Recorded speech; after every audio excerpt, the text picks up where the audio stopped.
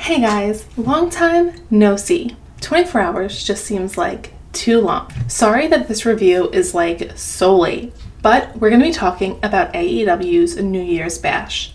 So, whether you watched it or you didn't, let's talk about it. This was the first AEW Dynamite of 2021, and it was rightfully named the New Year's Bash.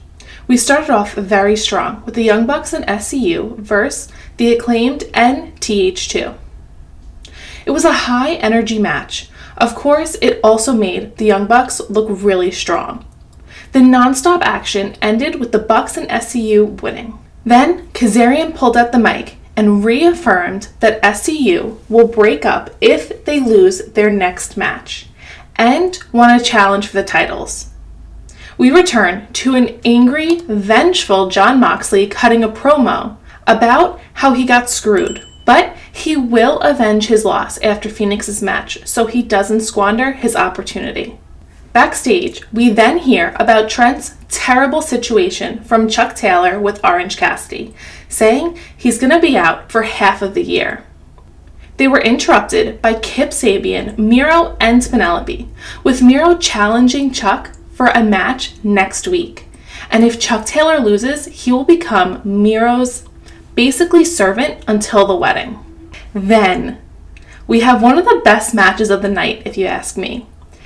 Wardlow versus Jake Hager in a great big man's match. The Inner Circle watch as the two Titans brought the house down. With big blows and displaying their strength, Hager looked like he was going to win until Wardlow hit him with the F10. You guys, Wardlow hit Jake Hager with the freaking F10 and then covered him for the win. The two were applauded by the Inner Circle, and Wardlow leaves after paying his respects to a clearly unhappy Hager. Private Party is backstage with gin but no juice. Snoop Dogg arrives, and so does Matt Hardy, all suited up. Hardy gets Private Party to sign a contract which will enable him to receive royalties from their winnings. I believe that they agreed to 30% each on being the elite, last week or 2 weeks ago. And then we have Matt Hardy making a dig at WWE, saying he won't take their Twitch or Cameo money. Then we have the weigh-in between Brian Cage with Team Taz by his side and Darby Allin, where we see the new TNT belt, and no surprise, these two wrestlers have a little over 100-pound weight difference. And of course, Taz mocks Darby Allin, who snatches the mic from Tony, saying he's dealt with people like Cage his whole life. They get ready to explode, but the lights go out. And then they come back on again, along with some snow. And the Icon Sting is coming down to protect Darby Allin. Taz gets his last words in, saying that the TNT belt will be Brian Cage's next week. Then we go backstage, where we see Jake Hager clearly pissed off and beating on a door. And MJF, being MJF, backhandedly consoles him, saying to Jake Hager that he is still an undefeated MMA fighter. Hager replies by telling him to leave. FTR interrupts and mocks Marco Stunt while he's addressing a recap of his humiliation at the hands of -1. And they have a match next week.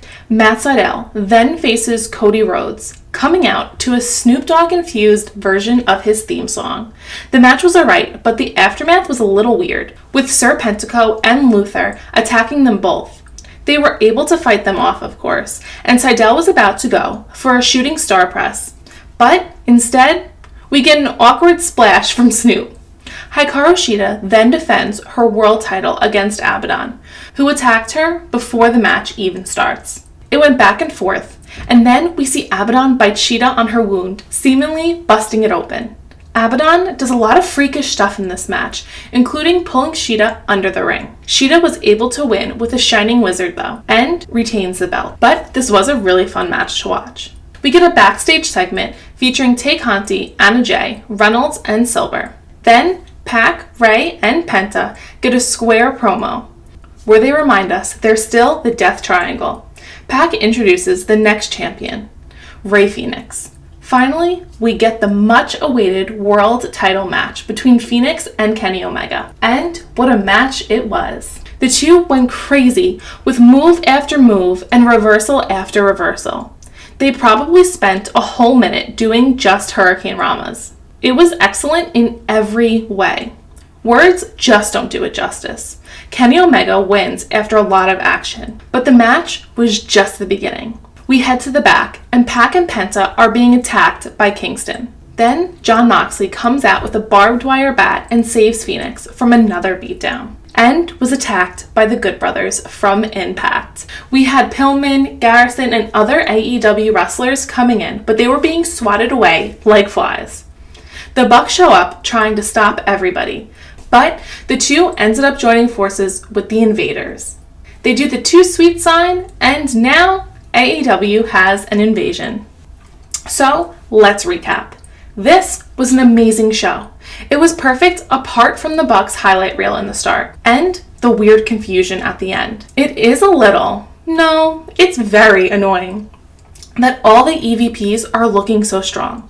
Apart from Cody, because at least he sells well. And then we have Snoop Dogg, who's only 49. I don't know why I thought he was older. On the top rope had me so worried. And in my opinion, AEW shouldn't really be having celebrities bury their talents. Okay, so with all that out of the way, Matt Hardy has a nice angle with Private Party, and we'll probably see them turn on him after they realize he's screwing them. What a creepy match with Shida and Abadon. I loved how she pulled her under the ring, and I thought that was a nice touch. AEW's women division needs more of this creativity. I had a lot of fun watching it. I was a little disappointed with commentary saying that Abadon was just playing a character. We do live in the real world, we know what's going on, but when we're watching wrestling, we don't want to hear that.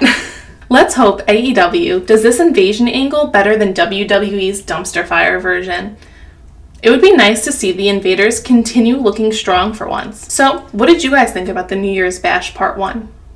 Leave a comment down below. That's it for today's video, guys. Don't forget to like and subscribe for more videos just like this, and I will see you guys tomorrow. Bye!